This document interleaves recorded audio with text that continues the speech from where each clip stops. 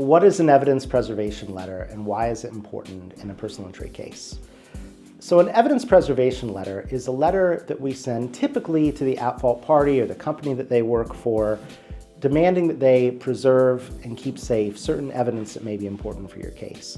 So a couple examples. If you fall at a store, the store may have video, they may have an accident report, and we want to make sure that is preserved. Often, if they're not asked to preserve it, these companies will have a process where after a week, 2 weeks, 30 days, their videos are automatically deleted. But if we send them a letter and demand preservation of it, and then they delete it anyway, we can ask the court to basically assume that if they produce the video to us, it would have been bad for them.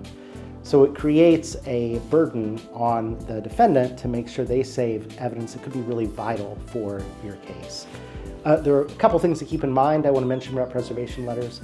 First, it's really important they be sent early. So the sooner, whether it's us or somebody else, the sooner you could hire an injury lawyer to get out an evidence preservation letter, the better.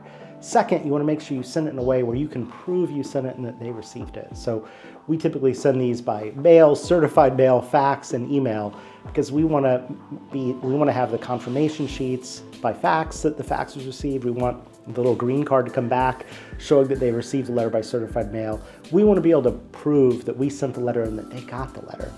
And then third, the letter itself, you don't want to just rely on like a simple template. You want to be specific to the client situation. You want to be very thorough because you want to make sure that you mention everything that they need to preserve. You never, as a law office, want to send a preservation letter but not include something that's important for them to actually save.